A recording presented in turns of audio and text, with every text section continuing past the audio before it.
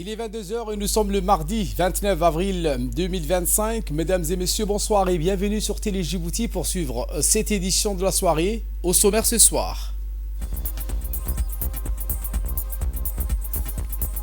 Organisation d'un atelier de validation sur la troisième stratégie nationale de développement de la statistique, organisé par l'INSTED lors d'un atelier qui s'est tenu au Djibouti Palace Kempinski et le monde regarde Israël commettre un génocide sur la bande de Gaza.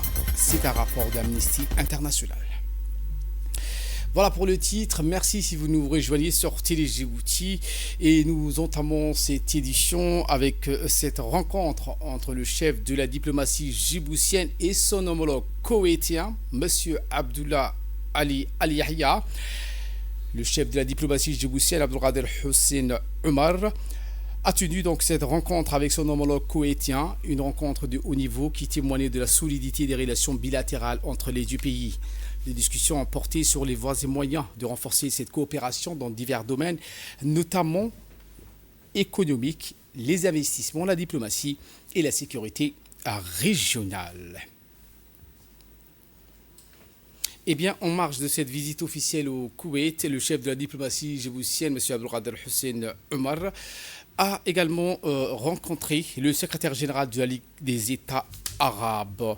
La rencontre qui s'inscrit dans le cadre du renforcement des relations bilatérales entre Djibouti et l'organisation pan-arabe.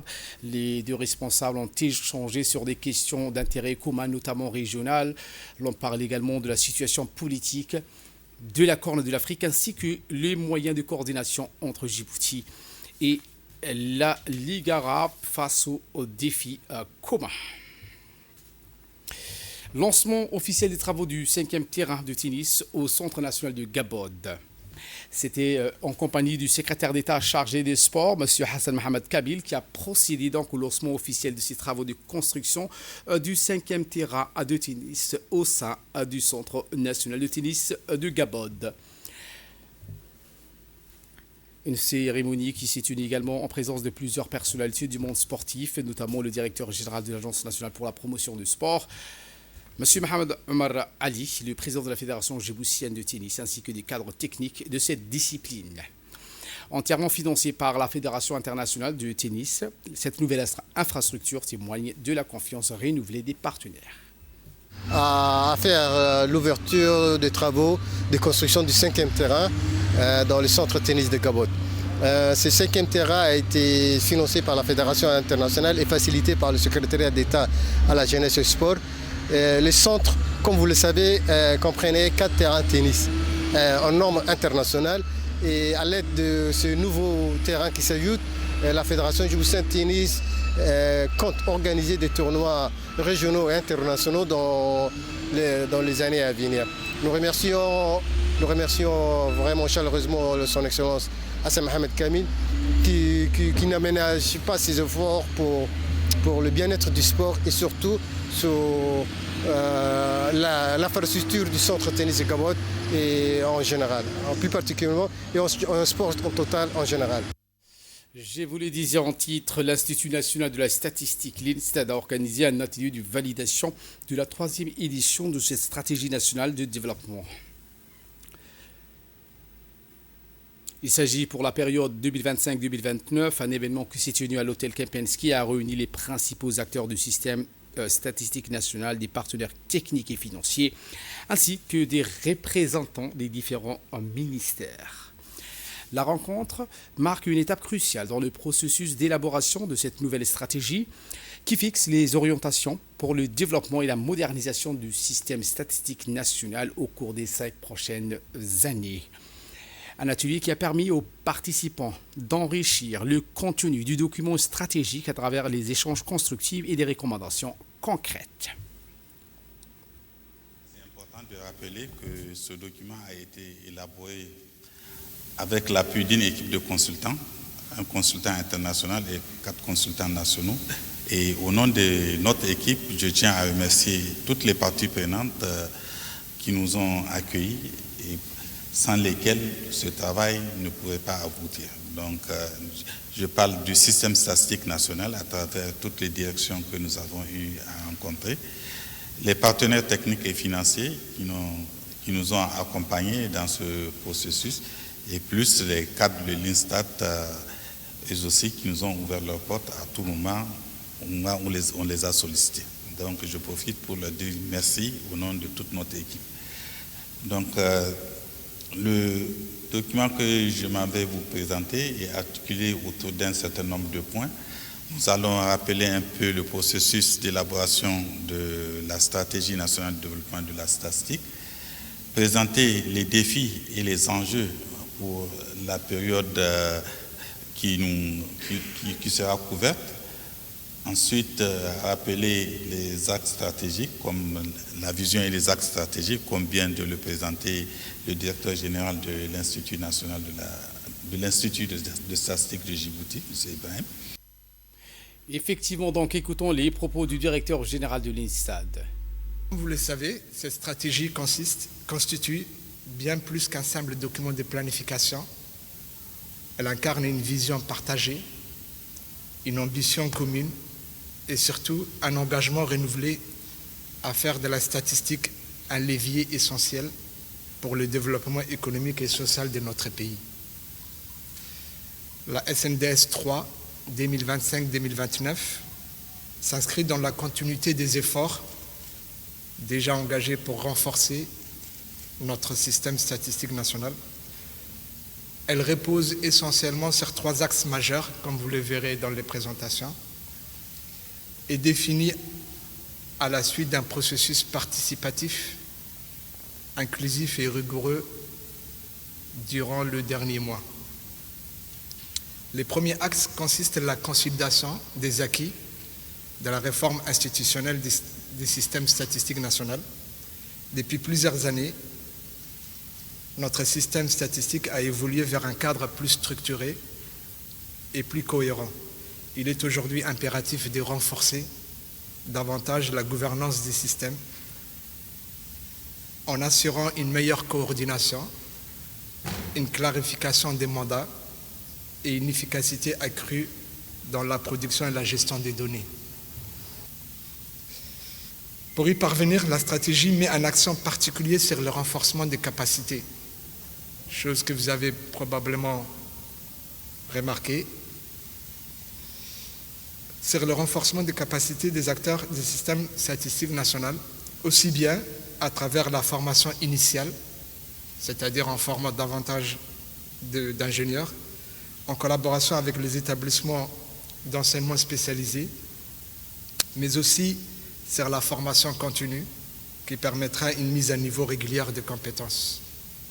Ce renforcement des ressources humaines constitue un pilier fondamental pour soutenir l'innovation, l'adoption de nouvelles technologies et l'élargissement des champs statistiques. Enfin, le troisième axe vise l'amélioration de la diffusion et de l'utilisation de l'information statistique. Les données produites doivent être accessibles, compréhensibles, exploitables par tous les utilisateurs. En bref, et en image où le ministère des Affaires sociales et des Solidarités et le PAM, le Programme alimentaire mondial, conjuguent leurs efforts pour une meilleure alimentation. C'était donc aujourd'hui où la secrétaire générale du ministère des Affaires sociales et des Solidarités, Amina Ahmed Ouarsama, accompagnée de l'ambassadrice de France à Djibouti, Madame Dana, et du représentant du Programme alimentaire mondial par intérim, Michael Zongo. Ces derniers ont visité le projet du nom de Fresh Food Voucher. La délégation donc a eu une première halte au marché de Riyad, l'occasion d'échanger avec les bénéficiaires et les commerçants agréés du projet. En effet, dans le cadre de sa stratégie de protection sociale, le ministère des Affaires sociales et de Solidarité déploie plusieurs programmes de filets sociaux et de sécurité couvrant plus de 39 000 ménages sur l'ensemble du territoire. Ce projet vient enrichir cette offre avec une cible spécifique, les femmes enceintes et allaitantes. Le projet, qui a couvert un total de 2225 bénéficiaires, garantit à ces derniers une alimentation diversifiée et nutritive et contribue à la prévention et de la malnutrition infantile au bon développement des enfants.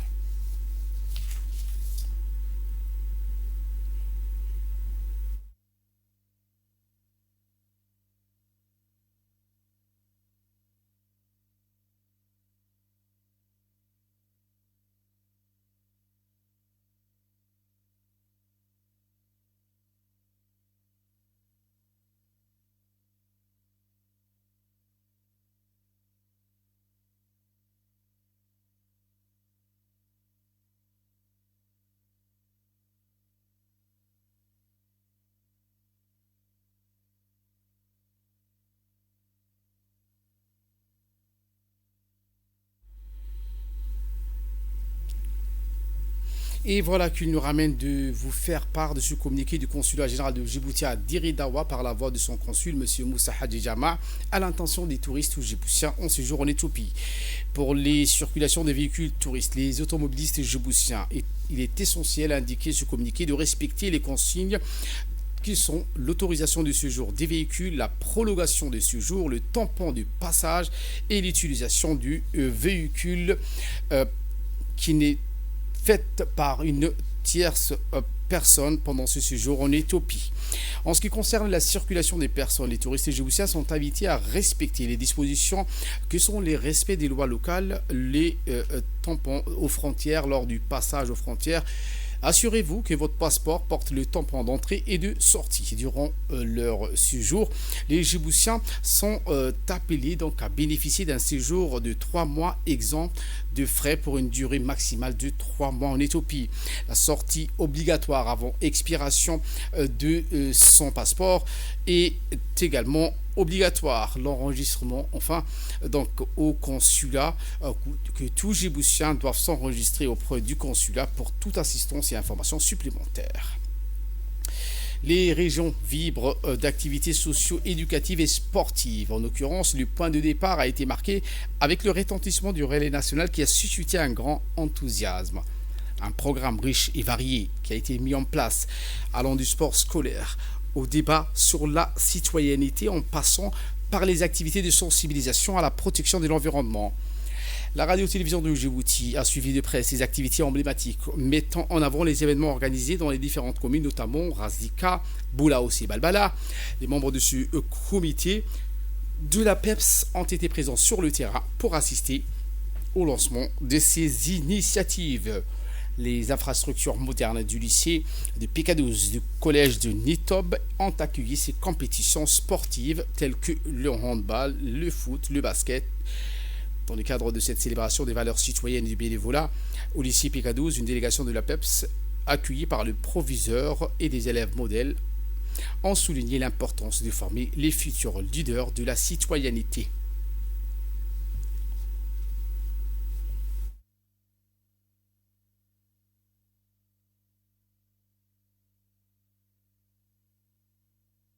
D'autres établissements tels que le lycée de Djibouti et le lycée technique de Gabod, il y a eu des débats passionnés qui se sont tenus autour des thématiques comme la citoyenneté, le bénévolat, le patriotisme.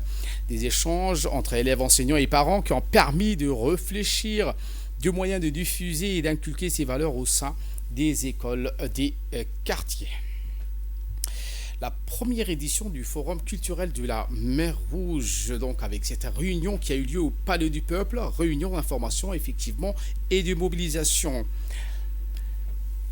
prévue donc pour le 15 au 18 mai 2025 à Hayou, à Obok, et initiée par l'association Arkeina en partenariat avec le secrétariat d'État chargé du sport. La rencontre a marqué une étape décisive dans l'organisation de cet événement culturel régional inédit. Cette réunion a rassemblé un large éventail d'acteurs engagés, les membres de l'association Arkeina, des fonctionnaires et cadres originaires de la ville de Hayou et qui exercent à Djibouti, des entrepreneurs locaux également, des représentants de la société civile ainsi qu'une nouvelle génération de jeunes leaders. Cette diversité illustre une volonté commune de faire de ce forum un espace de convergence, de dialogue interculturel et de mise en valeur du patrimoine partagé des peuples de la mer Rouge.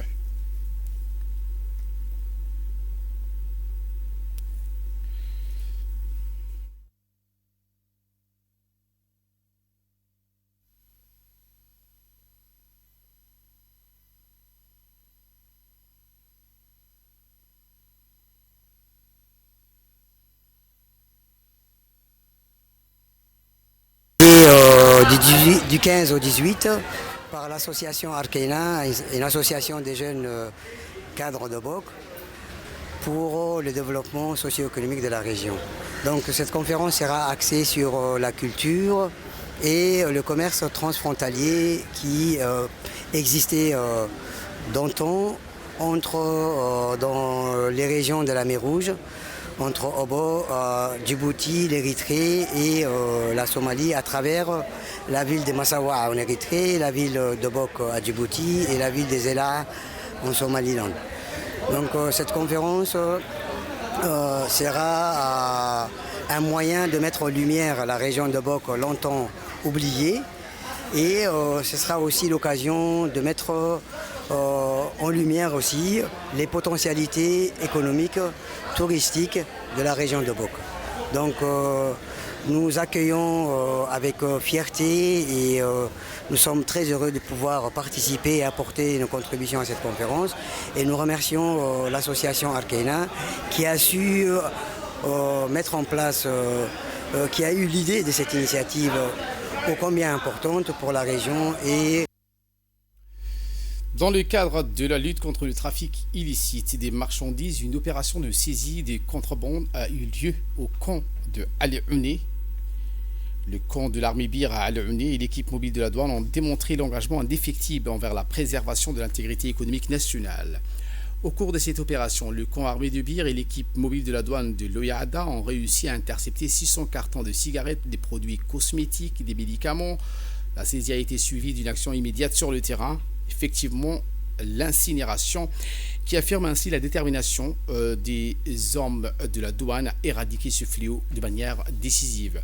La contrebande représente une menace sérieuse pour l'économie nationale. Les agents de la douane et les corps militaires travaillent en étroite collaboration pour démanteler des réseaux illicites et protéger les frontières du pays contre ce commerce nuisible.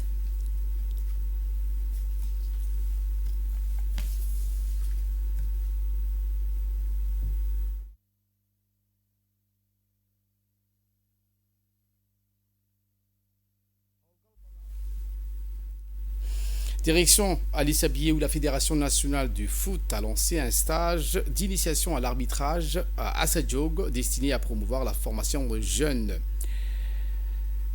Cette formation qui va se dérouler jusqu'au 30 avril a réuni 25 jeunes passionnés du ballon rond. Cérémonie d'ouverture qui s'est tenue en présence de la préfète adjointe de la région d'Ali Sabié, Saïda Ouabali Assoué, du président de la Ligue régionale de foot. Ce stage permettra aux participants d'acquérir les bases théoriques et pratiques de l'arbitrage avec des modules portant sur les lois du jeu, les gestes techniques de l'arbitre ainsi que des mises en situation sur le terrain.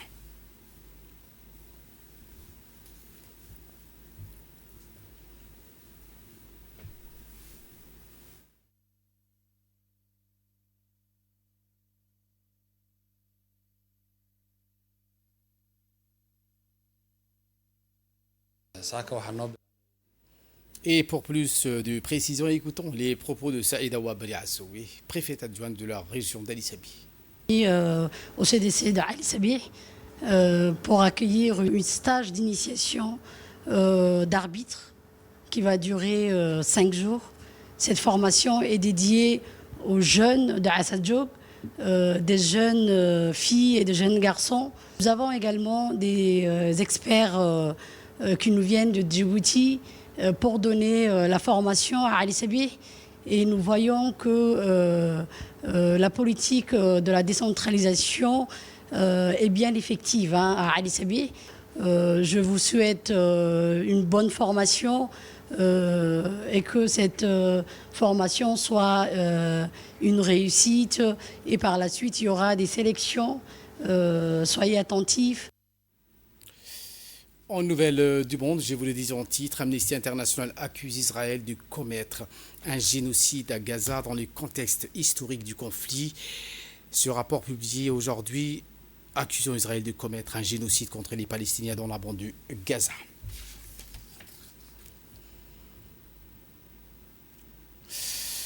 Voilà pour l'essentiel de ce 22h. Merci de votre fidélité. Restez avec nous. Le programme continue sur Télé Djibouti.